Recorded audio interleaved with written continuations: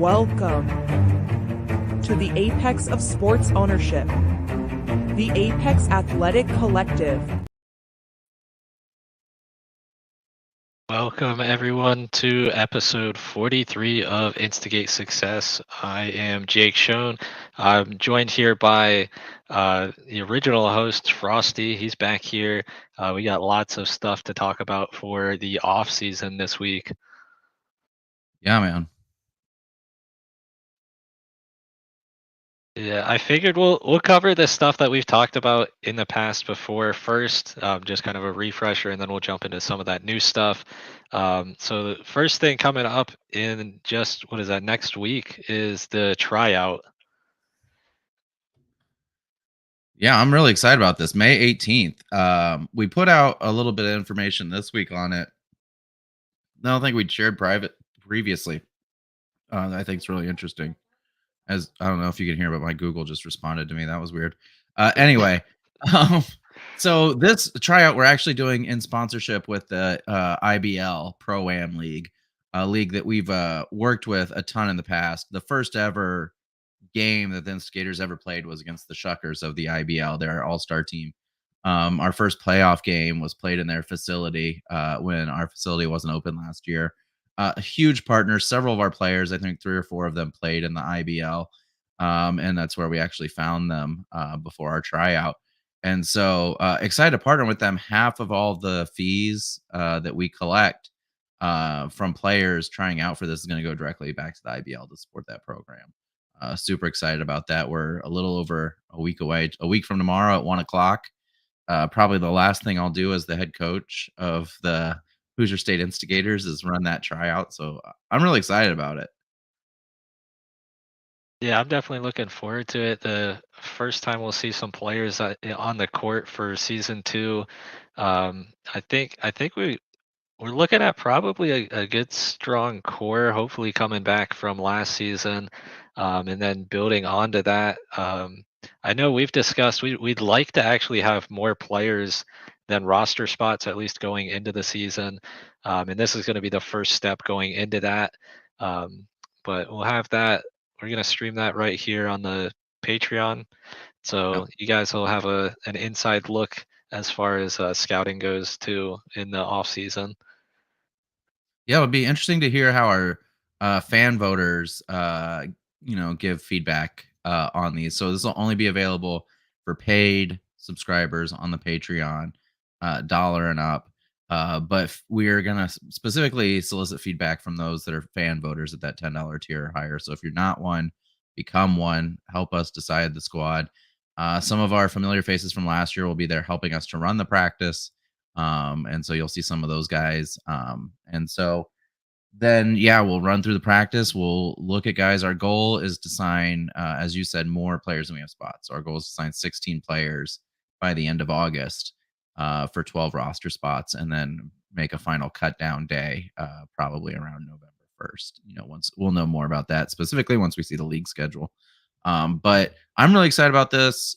Jake, I don't know if you remember, but our first tryout for season 1 was last week of August.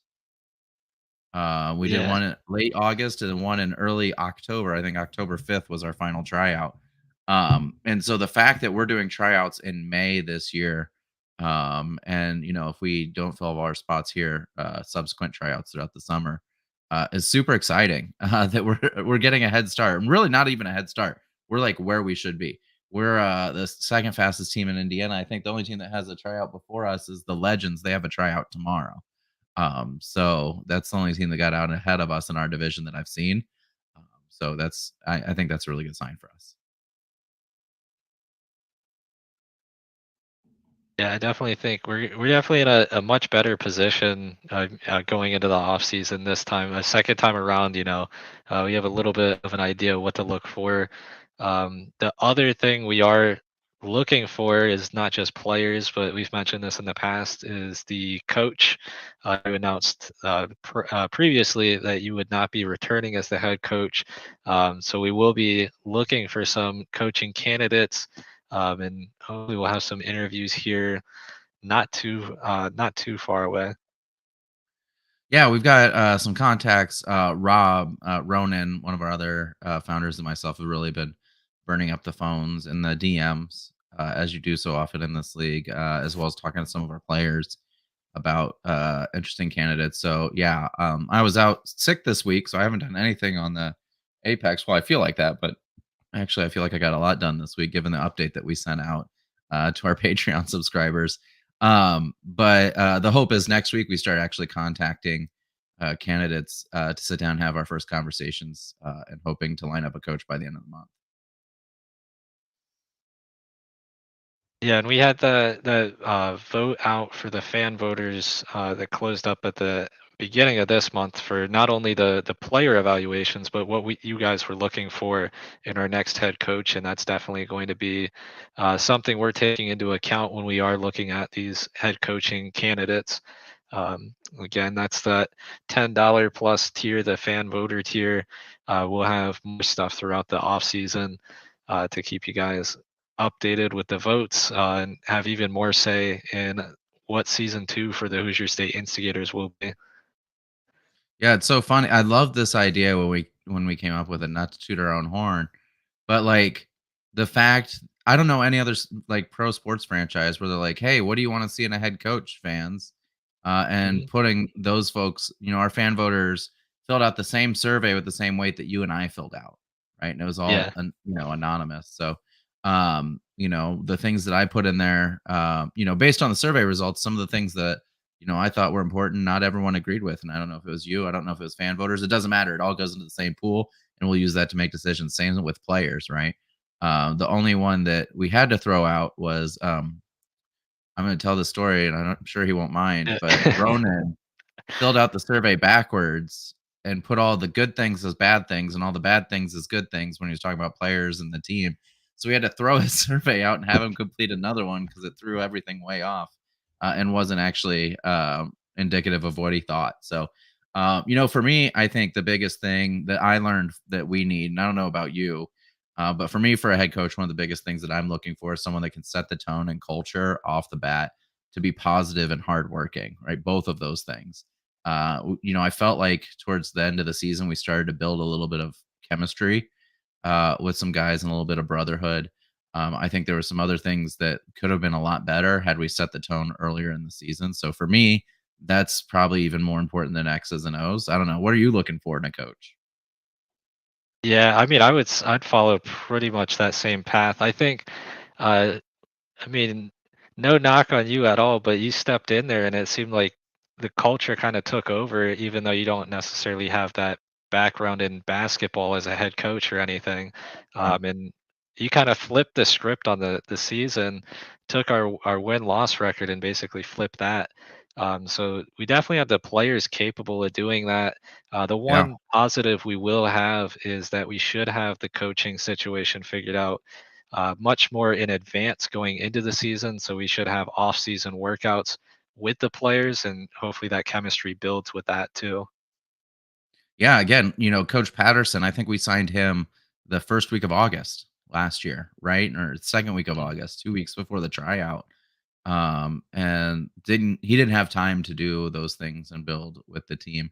Hell, he didn't even have a team until less than a month before the season started. So it was a tough job for him. It would be a tough job for anybody. But yeah, you're absolutely right. Getting someone in May that can go through an entire offseason with the team that we're building, help build the team a little bit, um, makes a huge difference. So I'm excited for that too. Yeah, and I think the next thing we'll jump into is the thing we posted publicly today over on the Facebook. We are joining the IBL, and that's very soon. That starts June 1st. We'll be joining the IBL, um, playing in their league for the summer, and those games will be live streamed. Yeah. Again, so the IBL is a pro am league, which means there's some pros, some amateurs. We actually worked with the league. Generally, what they do, pro am leagues mostly do, is they set some sort of cap. You can only have so many professional players on your team to balance it out. But they came to us with a really unique idea that we play. that we build a team. So it's not the Instigators team from 2023, right? It'll be some of those core guys that are returning. We'll start talking about that roster probably next week. We'll start announcing some of those guys. But a handful of those core guys, I would say, I think we have 4 or 5 core guys back. And then some guys that are coming to the tryout on May 18th that we want to see a better look at, mixing them in there and then playing together. So once we do that, we're over the professional player cap. And so what the league's decided to do, which is really cool, is that we'll play in the regular season like a normal team, but then because we're a professional team, they're going to put us all the way to the championship, allow all the amateur teams to go through an amateur tournament bracket. The winner faces us for the championship, which I'm really excited about. They just had a Pro-Am Cup tournament. There is a team with 3 of the players that we have, 3 of our players on it, just 3, and a lot of other guys that play in the IBL pretty well that are really good ball players too. Don't get me wrong; they're just not our guys. They scored 198 points in the finals to win that game, and so I'm really excited about this. It's going to give us like not Instigators basketball, but Instigators basketball starting June 1st for about a month, which will be really fun to see. It gives, and beyond that, beyond streaming it and us like just it helps, obviously it helps us. We get to see players play together. We also get to work on our broadcasting skills with kind of a new setup next year with a different broadcast teams. I'm gonna maybe jump in a little bit too.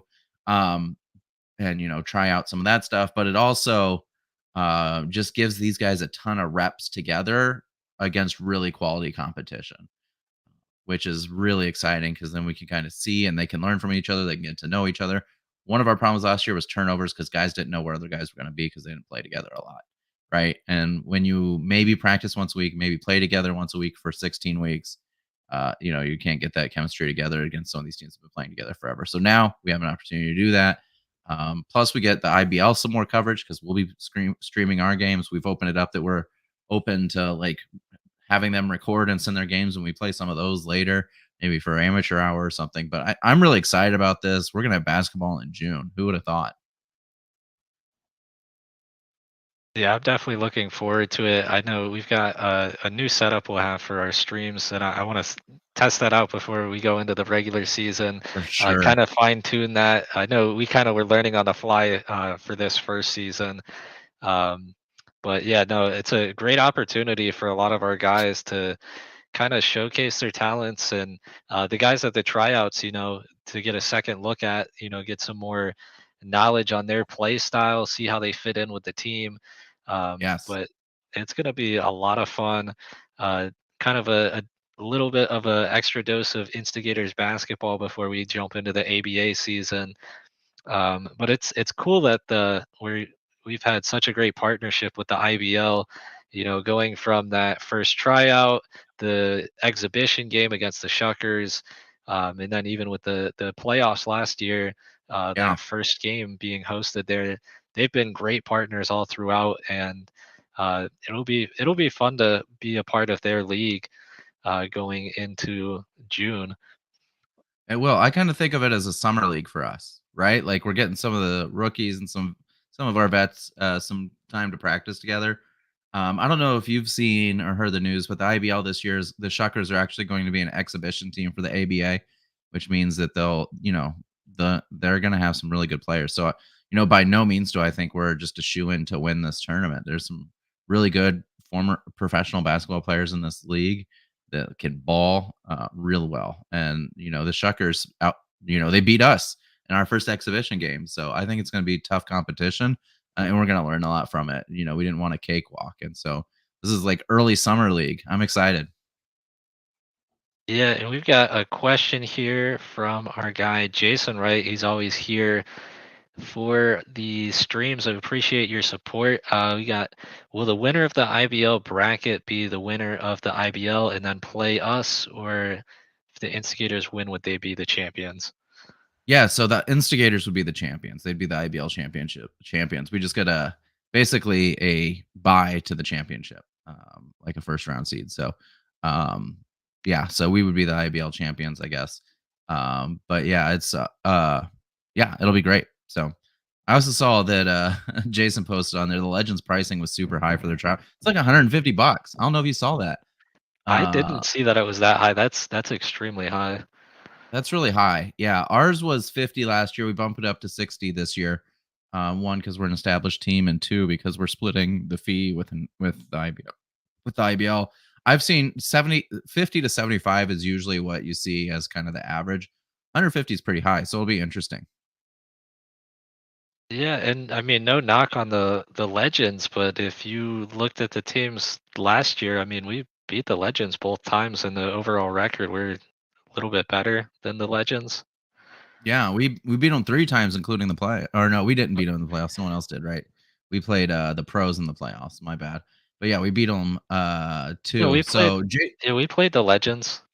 that's right. We The had the first yeah, round. We were the first pick. Yeah. yeah, So yeah, we beat them 3 times, and yeah, they won. I think they won 1 game last year. They were, for they were like what I would expect out of an expansion team. Honestly, like they competed well. They have some really good pieces that they're going to build on. I think they're going to get better. But I was shocked to see that fee. I also wanted to answer. I just now turned the comments on over here like yeah. an idiot. It's like I've never done this before. I know, I know. But I forgot to do it earlier too. but Jason asks who's going to coach in June, and right now I'm just going to say TBD. It's either going to be our new head coach, assuming we have them and they're available, or it's going to be player coach. One of those two things. So it will not be me.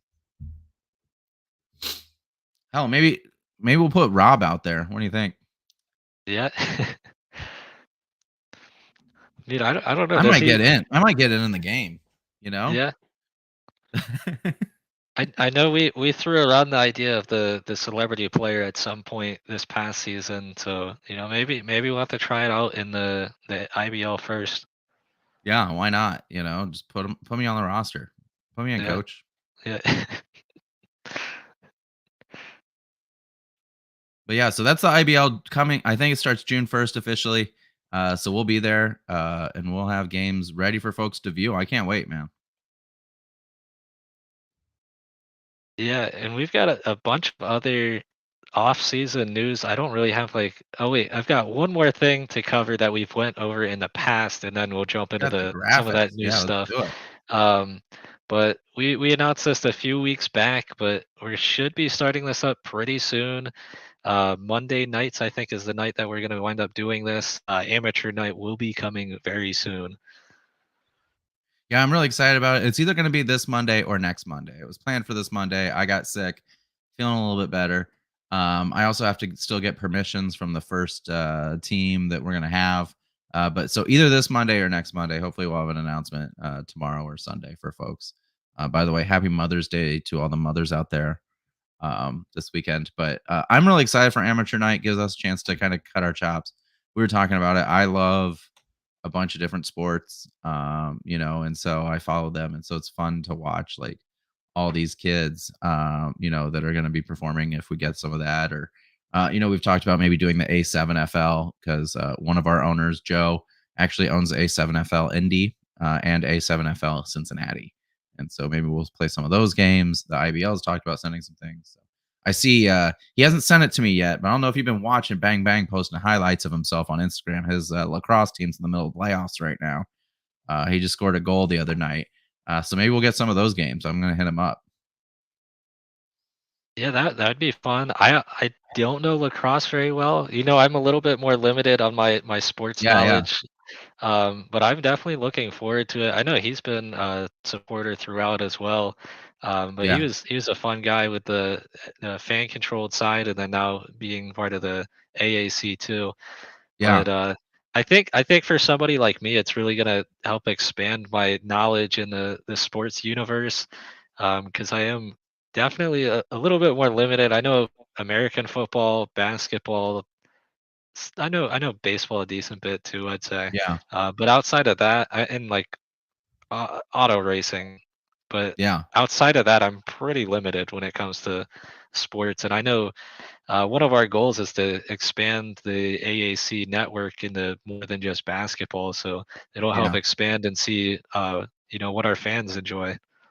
yeah. Yeah, it'll be interesting to see we'll definitely be watching viewership numbers, comments, reactions, Discord activity, right? To see, it'll really help us steer. Motorsports, are you mainly? And I know you're a NASCAR guy. Yeah. You're a daily guy.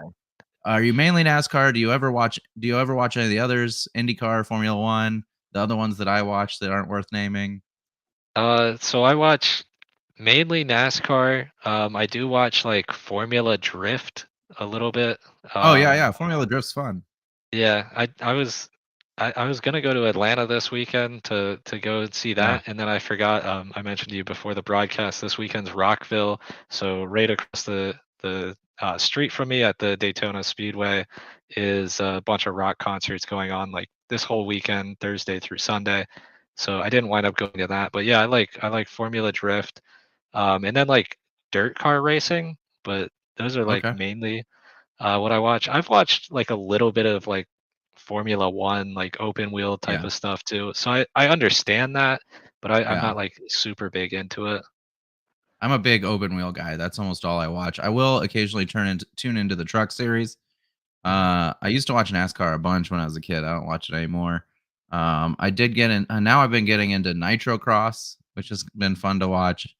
Um, but that's mostly open wheel for me, and I'll watch like every open wheel series I can watch. So this is a big weekend because we got two Formula E races, electric. We got Indy NXT is racing this weekend, which is like their feeder series for the IndyCar series. IndyCar is racing this weekend. Obviously, we got the 500 coming up here in a couple weeks. So it's a busy weekend. It's like the one weekend Formula One's off. They're back next week. So it's a big open wheel weekend. Yeah, and I don't know a ton about Formula E, but I do know I read somewhere there was like a fan vote with some kind of boost.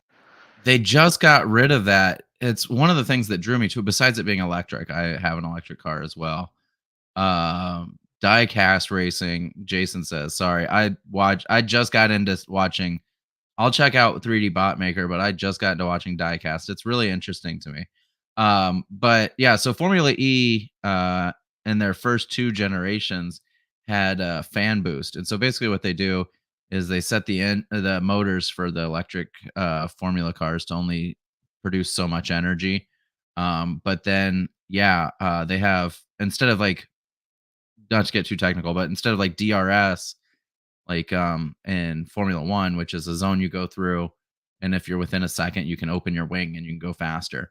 Well, they have like an attack mode that you can go through. You have to go through twice a race, which opens up more energy. But they used to have, in addition to that, fan votes, and if you got the fan vote in the last like 5 or 6 laps, I want to say. Well, it was timed. So like the last 5 or 6 minutes or whatever it was, you could yeah, you would get an extra 15-second boost of energy if you won the fan vote.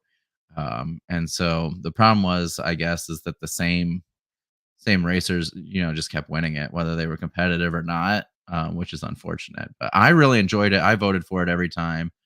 Yeah, they got rid of that with the new generation car, but they're adding in pit stops next year with quick charging. So they think they'll be able to charge the cars like 50% in 30 seconds, which Oh is wow. crazy. It's really pushing electric energy. I've never seen the solar race. I've heard about it. Jason's talking about the solar race in the chat. I haven't watched it yet, but I'm really interested in all the alternative fuel racing, so I'm gonna have to check it out. Yeah, I know. I'm like I was a car salesman for a bit, so I'm always into like cars and learning more about cars. I know there's like a brand that's been on the working on the solar end of electric vehicles for a Yeah, while. Aptera. Yeah, yeah, that's exactly what I Yeah, was going for. I've been watching it because if they can pull that off, that would be pretty impressive. I know they've thrown out like 1,000-mile range and some ridiculous yeah. numbers, but it's been I mean that's very difficult to pull off. But if Yeah, if I've they do, actually I been feel really like interested in them. They originally were a hydrogen car, was their first concept. mm, Right. And then, but no, I actually invested on them through Republic. oh yeah. So yeah, yeah. I'm an investor in Aptera, real small. But I hope they succeed, but 1,000 miles is crazy. I don't know if they pull it off. They have Yeah. working models, but I don't know. They haven't been range tested or anything, as far as I can tell. Yeah, I mean Living in Florida, that'd be perfect. I mean, if that comes out, any solar kind of car, I think that's going to be the go-to down here. You really wouldn't have to worry about anything then. Yeah, well, and it's nice because it's electric and augmented with solar, which is nice. So you can still charge it, and I think it'll go 300 something miles on a charge. But Mhm. yeah, I think the solar version, the 1,000 miles, is supposed to come out at like 45,000, which is not an expensive car. You know what I mean? It's a Yeah. decently priced car, but it's not like the Hummer EV starts at 90 something thousand. But Yeah, I know. anyway, maybe there'll be an Aptera Racing League. Let's get in it. I just started Yeah. watching. This one's really interesting. The Abu Dhabi Autonomous Racing League. Have you heard about this? They had their first race last weekend.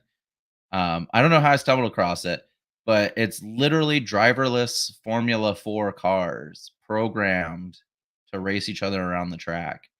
They had their first race. You can watch them free on YouTube. There were some good parts, there were some bad parts. It's an emerging technology using AI to race cars.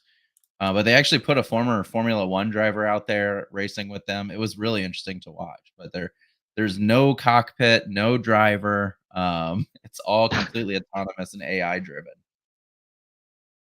That sounds very interesting. I'm definitely gonna have to check that one out. Yeah, I definitely thought it was. There were some times where the cars just like completely failed, but when they didn't, it was cool to watch. Yeah. Well, it's kind of cool to watch when they failed too. Let's be real. Yeah, yeah. I mean, that's why people watch NASCAR. Like honestly, you don't watch it to watch the people go around. You watch mainly to see if something else happens. Yeah, especially NASCAR, they have like the way those cars are built to just kind of come apart for the safety of the driver. The wrecks look really impressive. You know, Yeah. Formula One, they It- don't. They just kind of like every now and no. then they will like a car catches air. But that's usually really bad. Yeah. But yeah, NASCAR because they're full bodies, they just kind of they're built to shed weight as they hit the wall to take impact, which is ingenious.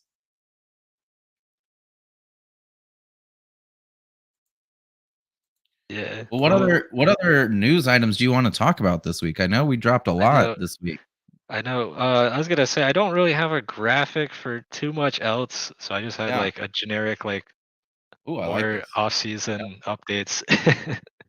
Yeah. Yeah. What one do you want to dive into first? Let's talk about some stuff. uh, let's see. Well, we mentioned the broadcasting. I think that covers a lot of different things. We can jump into that. I know you mentioned we have new cameras for this upcoming season. We did. And I'll have a demonstration of how the camera works. I have one pulled up for us. I'll pull it up in a second. Yeah. But we just got a new camera. It's called the Pixelot Air for anyone that's looking for a broadcast camera. It's run by a company out of Israel. It is a completely AI camera. One of the things that we've really prided ourselves in is kind of pushing technology where we can as well. And so running a broadcast and a basketball team and operations and statistics and all of the things that you have to do to be a successful professional basketball team. There's like, there's seven of us, but really there's three of us and four running everything, right? And two of us at the games. And so you all know, and we made Ronan famous, calling him out as the camera guy. And he did a great job. And the camera we had was really good. It was an HD camera. Two problems with it was one, like we didn't have the funds to upgrade our streaming platform, this to 1080p. And so that put us down to 720. Plus, the camera was plugged into a laptop that then Ronan would rotate the camera on a tripod manually, either looking at the laptop or looking at the game because the screen on the camera we were using would not work. It was plugged into a laptop.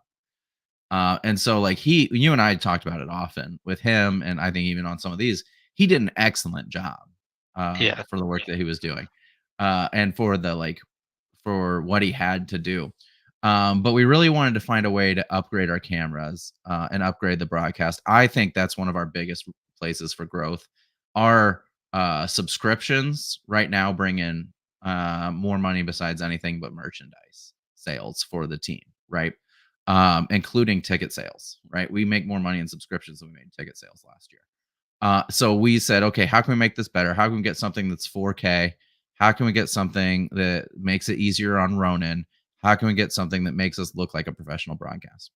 So um, the league had sent an email in January about this camera, AI camera. It's actually used in the Bundesliga. The entire Bundesliga uses these cameras. And so it's an AI camera. I have I'm gonna pull it up if that's okay, Jake. Here, Yeah. share one of my screens. Let me see if I can find it here. Okay, so this is an ABA team. If you want to pull it up, Jake, that uses the Pixelot camera. As you can see, it's right here. But check out this for a while. I'm not gonna have the sound on. All right, so we can see it zoom in. We can see it panning around. Let's get some game action going here in a minute. Not free throws. That's boring. Um, Man, I'm really I should have had it queued up for some game action. Here we go. Oh gosh, another foul. Look, in California they foul a lot apparently. Okay, here we go. So as you can see, the camera's following the guy with the ball. It will zoom in and out um, and follow. What's interesting about this? No cameraman. It's all AI. It zooms in, it zooms out, it follows the ball, all without someone doing the work, which is really cool. I'm gonna stop that. And what else I like about it is it has a ton of capabilities on the back end too that we get included with our like subscription and purchase of the camera. So for one, obviously I have Ronan who can do other things besides do that. It can be the broadcast can be produced somewhere else, which is what Jake usually does. So we can do that. It also cuts its own highlights and works with us. So it gives us a bunch of options for highlights based on player, based on team, based on type of play that we can cut and put together. We would love to have a ton of video packages out right now because honestly, that's what gets us the most coverage, particularly in YouTube and in social media. But you and I were talking about this a month or so ago. Yeah. It is so much work for us to go through and to cut that manually that like it's just not worth our time. And on top of that, because our network was so bad, like a lot of the footage wasn't good anyway. But this records, saves a local recording as well as the live stream. So even if the live stream's bad, we'll have good highlights. It also comes with an entire suite of statistical breakdowns of the team. It shows hotspots. It shows where people are scoring from. It shows everyone's complete stats and makes that available to our coach in real time and our players. Right. And so now we're doing statistics, we're cutting highlights, we're streaming games, right? We're doing all of that with no one doing it, right? With AI doing all of that work, which is huge for a team that's as small as us. This is the camera. So the ABA is talking about like, working on maybe getting a TV deal at some point in the near future. And if that happens, this is the camera they're going to use for that. So it is a broadcast quality camera. Like I said, the Bundesliga uses it. And Rob got ours last Saturday. So we're going to debut using that camera on May 18th, where we'll actually be able to follow the tryout there without someone working the camera. So that's huge. Like that was one of our 4 priorities going into the off season. We got it. I think it's going to be a huge help for us. It's also something that we may be able to use as a revenue stream as we can partner with other sports leagues, stream their games for them, which helps us get coverage, helps them get coverage, also helps pay for the camera eventually. So it's a huge opportunity. But I've sat and watched a couple of the ABA teams that had this for the first time this year, and it looks like someone's working the camera. It looks like it's broadcast. It zooms in when it's supposed to. It zooms out. The technology is nuts, and so I'm really excited about Yeah, it's a huge upgrade for us. I mean, Ronan did a great job. I was there for some of the games, and it. I Yeah. run the camera. I try to help like give him an Yep. idea of where we were looking at because he literally was doing it blind. That camera just goes black once you hook it into that laptop. Yeah. But yeah, no, it frees a lot of us up too. We don't have to dedicate a ton of people on hand to do that type of work. It'll give us a lot more tools to work with, make the broadcast look more professional. And the thing I'm really excited about that you hit on is the highlight reels, because Yes. when it came to off season, that was something like I sat down, I was like, we really need to make some highlights of this past season, and then you look at all the tape that we have, and it's extremely difficult, and it's extremely time takes a bunch of time, to do Yeah. that. So to have a camera that's capable of doing that is definitely a huge advantage. We've seen like our shorts on YouTube typically get the most views out of any of our YouTube content, and even across like all of our social media platforms. I think our Yeah. shorts have some of our highest hits. So if we can get a lot more content on that end, I think that's definitely going to help us build the team brand as well. Yeah, it's interesting. You look at like our games, a full game on YouTube gets about like our best ones did about 300 viewers. Look at the JoJo short of him completing the 24-second challenge. It had 10,000 views in less than 24 hours. Right? Yeah, Like that's and for us, like one of the revenue streams we've talked about often, right? Because one of the things that I really love about the AAC is we're open about finances. One of the biggest revenue streams for us that we're not able to capitalize on yet is YouTube monetization. We can get there when we get enough short views, when we get enough subscribers, right? We're getting there on subscribers. We got a little way, a little ways to go yet, but the short views on shorts we will get to very quickly with this technology, starting as early as June 1st, right? As we start filming those games. It also, other broadcast stuff. Because we're not using the camera, because I'm not coaching, it frees up someone in the building to be that third broadcaster for us, right? That third commentator, which will be able to give some of the information. One of the things that the NBA does, as I watch the Pacers right now try to hold on, is they have the people sitting right there at the scorer's table, right? And I never really thought about that until we tried to broadcast games with all of our commentators outside of the building. It worked okay when I was able to be on the computer and like give backstage notes on what was happening. We could correct things. But as soon as I couldn't do that anymore, like it was really hard for you and Jay to try to figure out what the hell is going on. So now, like that I'm not coaching, that we're not running the camera, I can literally be me or somebody else if we get someone locally, right? Can be there, be that person at the scores table saying that's a foul on JoJo Hart or that's a double tech. That's why we're seeing 4 free throws. And it's just going to make the viewing experience that much more professional for folks, which is really our social media and our broadcast is what draw people into our team, players and fans. So that's super important. And the stats. Like I'm super pumped for our coach to see like and our players to be able to see heat maps of themselves and figure out where they're shooting well and where they're not. And we can go back and look at stats from teams that we played earlier in the season when we're playing them again and see what they did well and what they didn't, all like in real time. That stuff's super cool. I'm super excited. Like I said, it was one of our 4 big priorities was upgrading the broadcast camera. And so we'll check that one off the list. yeah, and with being in the ABA, we both know firsthand the stats in the league aren't the easiest to keep track of. So that's actually a huge thing as well, because a lot of teams don't even report the stats, and it's difficult to find that. And we know going Or they're back, just like completely wrong. yeah, like Yeah.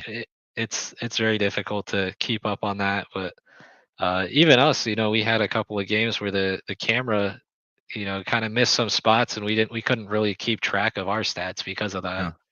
Yeah. We're like, we think Dylan got the rebound based on what we Yeah, saw. But yeah. Now we'll be able to see it all.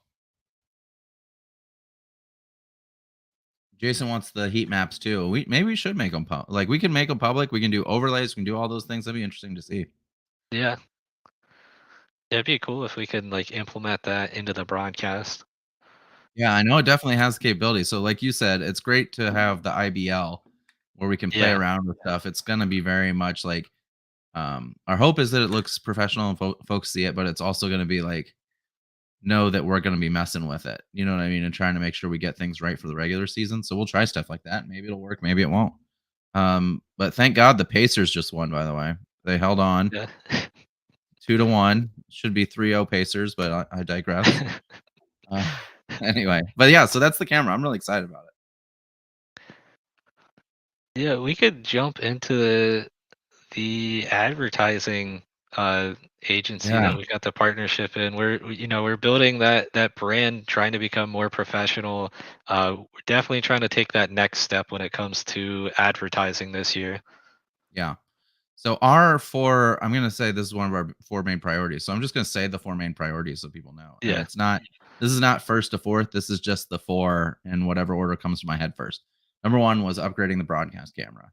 Number 2 was finding a coach. Number 3 was hiring an advertising agency. And number 4 is deciding where we're going to play. So number 1, like I said, check, done, got the camera. Number 2, advertising agency. I just wrapped that up Friday morning, Thursday night, Thursday morning. Working with a company called Gold Peak. So we so for pro sports to work, unless you have a big outside of like the ones that are on national television, for any of these to work, it really, and you all see this every time you go to like a USL game or a G League game or minor league baseball, sponsorships are king, right? If you don't have enough in sponsorships, you don't make enough money. That's what happened to us this year, right? We got really close to making money because we got really close on what we needed to hit on our sponsorships, but we didn't quite get over the finish line. And the reason for that was a couple of things. One, we're an expansion team. 2, we didn't have anyone living in Clinton, Indiana. And 3, we all have full-time jobs, right? All of those things came together so that we got decent sponsorships, but didn't take it to the next level. So one of the things we talked about was hiring an advertising agency whose job it is to get sponsorships, right? And so we are working with a company called Gold Peak, who's working with the ABA. Really exciting. What Gold Peak does basically is they sell one type of sponsorship for us. The official X sponsorship is what we call it last year.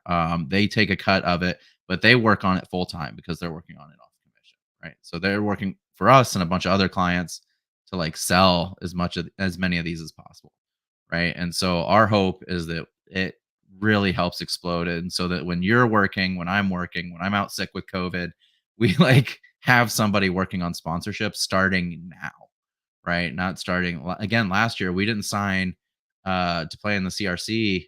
We didn't know we were going to be in Clinton until July. So we couldn't even start on sponsorships. Now we're starting in May. And with a professional sales team, not a bunch of guys that are just trying to figure it out as we go. We're still doing that, right? This is a supplement to what we're doing, not a replacement. So they're going to be doing their thing. Rob and I are going to meet with them this week to get that launched, get their campaign launched. But Rob and I are also doing very targeted fundraising and sponsorship requests as well. And so hopefully those 2 things together will not only make us more successful in sponsorships, but actually make us profitable in year 2, which is, the goal is always survive year 1, turn a profit in year 2. And I think this sets us up to do that, along with a bunch of other things that we're doing. But this is one of the big ones for me. This is one that I thought was most important to us. Yeah, no, it's definitely a huge step for us. I know we had that whole list of like businesses in Clinton and Terre Haute that we were like kind of just like cold calling this past year. Yeah. And I've worked sales before, and it's not one of the most fun things to do is just cold call people. You kind of have to. It's really hard to convince people just cold calling to invest money into something. And To this is something they hadn't seen yet for the yeah, most part, yeah, right? yeah. And we had no footage or like anything to show them. It was kind of just like they Yeah. had to believe in us. That kind of thing. Yeah, it was interesting. It was, a lot of the questions you get, as folks I'm sure know, are like, how many people come to games? And we're like, Yeah, well, our projections are, or this is what the league average is, but we don't know because we haven't played a game yet. I think what really helped us in the sponsorships that we did get was our social media presence. right? That we were able to say we had almost 3,000 followers across social media accounts. Having not played a game yet, I think helped a lot. I think there are most of the folks though that like got most of the businesses that came in were folks that like believed in the vision, were excited about basketball, and not necessarily people that were hoping to like get a benefit out of Yeah. it as much. Do you know what I mean? Yeah. So hopefully that will change this year now that we've shown we can put together a competitive team, that we can grow our social media, we can talk about the broadcast upgrades, right? We can talk about all these things. But now having professional salespeople doing that work and doing the research really will make a big difference for us. But I'll still be doing cold calls. There was like, I want to say in October, I think 3 of the 4 weekends in October. So I walked business to business trying to sell sponsorships to the team. And it was lots of hard work. And so we'll still do some of that. But luckily, we're not 100% dependent on that anymore. Yeah, I tried doing that down here too. There's like a whole strip of it's like the auto mall, so it's like Yeah. literally pretty much like every dealership. I went in there and I walked with like my little portfolio and stuff, and I Yeah. had like all these business cards, propositions and stuff. And yeah, it didn't turn out too well. But Yeah. I don't know. I think now that we've got some footage, I might be able to get maybe commercials at least for this year. Yeah, the Uh, $1 commercials I think will make a big deal for us, because we can put them in more and more things. With one of the things we didn't mention about Pix a lot is it will come with its own streaming service that we have, that people can subscribe to that we own. And so we can run other programs and stuff on there. There'll still be stuff on YouTube delayed, like it is now, but a lot of that stuff will be moving there, and I think it'll make a big difference. But yeah, so we can start showing that. We can start showing highlights starting in June, right? So hopefully that works out. But like I said, I'm really excited about this, and because they work on commission, I know they're going to be motivated. They're excited about it. They know the ABA really well. They know what we offer, so they can probably talk about it even better than we can. Yeah, and I saved the biggest one for last. Yeah, And you're the closest to this, so I'll let you cover it. yeah. It started 2 weeks ago. We talked about it didn't start for us 2 weeks ago. 2 weeks ago, in the first weekly update that I send out every week, talked about the need and possibility for relocation. We looked at a bunch of different locations. We looked at returning to the CRC, where we really absolutely loved the facility. We looked at Terre Haute. Yeah, Jason's got it. We Yeah. looked at Bedford, where the IBL is. We looked at Greenwood, which is on the south side of Indianapolis, and we looked at Fishers on the north side, which is where I live. And ultimately, we made a decision this week. The board actually voted on Monday, although we missed Jason at the board meeting. Hopefully, he can come to the next one next month. We have decided to announce on Monday officially our intent to play in Fishers, Indiana, for the 24-25 season. First, I just want to say how extremely grateful we were to the Clinton community and are to the Clinton community for letting us play there, and supporting us in the ways that they did. I've already reached out to the facility director there to express my support. Um, I think there were some things that we just couldn't quite overcome in order to grow our brand as a league or as a team. And so instead, through lots of conversations, we've decided to play in Fishers. So I put out some demographic information on Fishers. I'll repeat some of it here, but not a ton of it because it's really boring. But Clinton had about 10,000 people in it. Fishers has something like 100,000 people in it. So it's 10 times bigger. Just Fishers.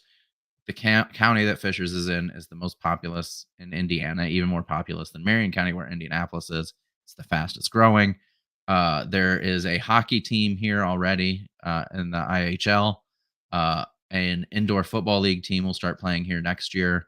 The G League is playing somewhere else in the county starting next year. So it's blowing up.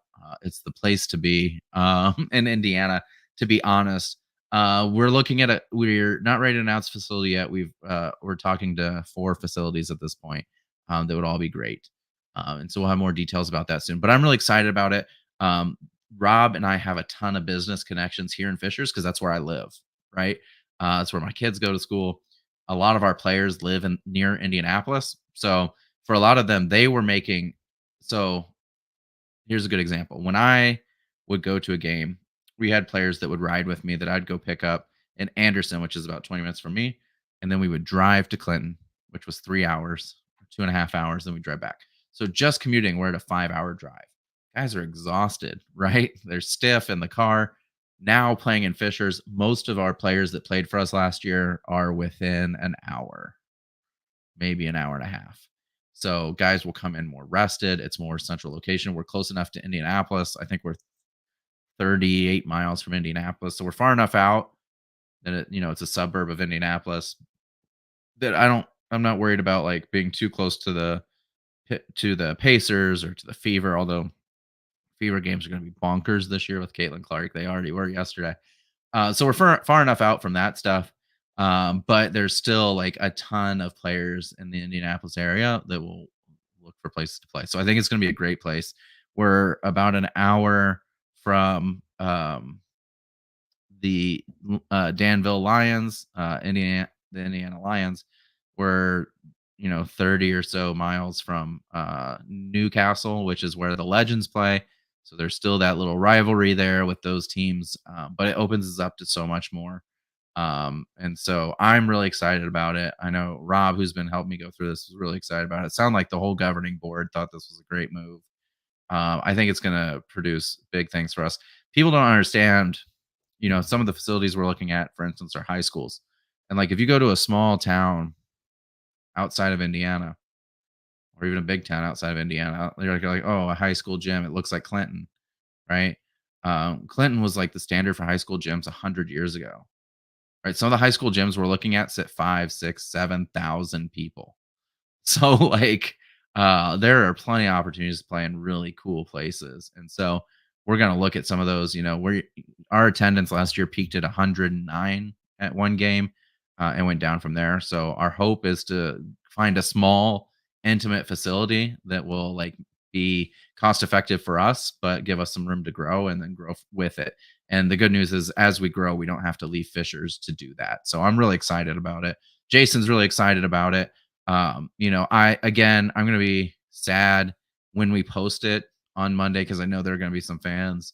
They're going to be heartbroken that the professional basketball team in Clinton has relocated. But ultimately we had to do what we thought was best for us and the team, and we think this is it. So the league's really excited about it. We've already talked to them and gotten the approval. So I think it's win-win for everyone involved in the league, on the team, so and the players. So let's go Fishers, Indiana, 2024, 2025, and let's never relocate again because that was painful. What's your perspective? Are you excited? Yeah. I mean, I gotta give thanks to Clinton first. They were our original hometown, and Yeah. the first experience pulling up to the game and the venue, it was very reminiscent of like what you'd expect from an old school like basketball vibe kind of thing. The brick building, the wooden benches, and it was a great facility. But we did have a couple of things like with the internet. That was one of the things with streaming we had some issues with. But going to Fishers, I think, is a great step forward. I've been working on some graphics. I know I haven't sent you anything like officially, but Yeah. I'll throw one up that I had coming. So this Nice. one, I still had like a top secret thing hidden in there because I wasn't sure when we were announcing this. Oh yeah, I like Yeah. that. But yeah, no, it'll be a fun move. I did the one benefit for me personally is it's a lot closer like to the airport. So if I fly in, it makes it so I don't have to budget out like an extra 2.5 hours for my Yes. flights. So that does help me a lot with travel time. Um, but I think this will also help a little bit when it comes to the facilities that we've been talking about. Also with the broadcast perspective, Even with the just looking at the fans, a lot of times we had that huge venue in Clinton, and it didn't get quite filled up, so it kind of seemed like an empty venue, even though we did have, as you mentioned, over 100 fans come out to some of the games. Yeah. But that facility had a huge total capacity. So compared to the total capacity, it looked like there wasn't a ton of people at every game. Um, but I think it's definitely a step in the right direction. It was great to be in Clinton the first year, kind of get everything set up. I definitely think that was our best option, for the first season. Mhm. But this I think will definitely help kind of solidify us in the Hoosier state, and like you said, hopefully this is our last relocation. But it was a good thing that we went with Hoosier State for the team name. It kind of left us open for some kind of possibilities to the future. Yeah, absolutely. We don't have to do a rebrand. We don't have to rename the team. We don't have something like Indiana, which two other teams have, which is fine. So it keeps us unique, but also keeps us consistent so we can continue to build the brand. But yeah, I think I expect for us to get a little bit of a bump on social media and popularity when we make the announcement. Like I said, probably Monday, the official press release and announcement and all of that will go out. But yeah, your point was great. That facility sat 1,200 or 1,600, 1,600. Yeah, we didn't move from St. Louis to LA, although I am a Rams fan, so I think that was the right move anyway. Yeah. But I'm also a Battlehawks fan, so I don't know what to make of that. Um, but anyway, so yeah, that facility sat 1,600. To Jason's point, a lot of folks. So I will say the 109 was the first game of the season. And a lot of folks do like to sit behind the players, Yeah. which makes sense and is nice, especially because it's a lot of family members of players that come. But we did have games where the attendance numbers were in the 20s, right? And so it was those games were were brutal. Yeah. And no shade toward Clinton or the community, right? Like I mean, think about being a small town and all of a sudden you hear like a pro basketball team is coming. Like we had to get through the credibility factor first, and we never really quite got there through some faults of our own, I would say. But we had bet, I think, naively at the time that we could reach some bigger towns that were a little further away. We just came to realize that didn't. But yeah, so this time we're looking at maybe we don't play in a facility that sits 1,600 or 3 or 5,000, but we look at a facility that fits more similar to what we're getting, and then we can grow from there. So that way, when you see it, it looks more full than the facilities that we were in before, which I think is important. Visuals are important when it Yeah. comes to that stuff. So hopefully that becomes the case. So we'll see, but I'm excited. I think it'll really kick us into gear. I think it's going to be a huge opportunity. We don't have a credibility factor as large to come up anytime a new team comes up in a league. Especially one of the things I didn't realize is when you're like the ABA, right? People are like, yeah, okay, whatever, Yeah. uh, because they know the ABA from the old, right? But I don't think we have as much of a credibility factor to overcome. Um, the Halloween trunk or treat, oh my god, sorry, Jason got me sidetracked. That Oh did. yeah. I think there were probably 1,200, 1,400 kids that came through. That in that first game, that's why that worked. That trunk or treat is what got us those 109 fans. Like that one event. And so we're hoping to hit more of those. Um, Anyway, but so yeah, we think this is gonna be a great move. I think it's gonna do a lot for us. I think oh yeah, there's a little bit less of that. Why are we getting a pro sports team here feeling in Fishers? Because they already have three minor league teams that have been announced in Hamilton County, where Fishers is, two in Fishers. So I think that will help as well. It's like, oh, here comes another one instead of, oh my God, this has never happened before. Is this real? Yeah, and with you being, there and Rob being close, I think that does also open up the opportunity, like Jason said, with that trunk or treat to kind of do some more of the community events. It's a lot less travel for you guys to be out there doing that type of stuff. Yeah, and the players, right? We can Yeah. get like JoJo, for instance, lived 4 hours away from Clinton. Like, he'd almost have to get a hotel to do some of those things, and that was true for a lot of guys that were 2.5 hours away, but if you're 40 minutes away, right? Then you can come over and do those things a lot easier. My kids participate in the youth group sports organization that's here, so we already have those connections as well. So we're already integrated a little more in the community than we were in Clinton, even at the end of the season, where they didn't have as many of those things because it was such a small town. So here we go. Hopefully it works out. I think it will. Yeah. Yeah, no, I'm definitely looking forward to it. I think it's a good step forward for our next season. Yeah. So I think that's all the news we had this week. It was only a few I think things. so. Yeah. Yeah, I think that's everything. Unless is there anything else you wanted to bring up? I don't think so. Not at this time. Man, that's a lot of stuff. We'll save some for next week. Okay, yeah. Well, I think that does it for this week's episode of Instigate Success then. Thank you for joining me and covering a bunch of these topics. We had a bunch of announcements this week. Yeah. No, thanks for having me. This was fun. Yeah. Yeah, and we'll have the amateur night coming up soon, either this week or next week. So some more content coming up, more announcements coming up soon. But until then, as always, be great and instigate.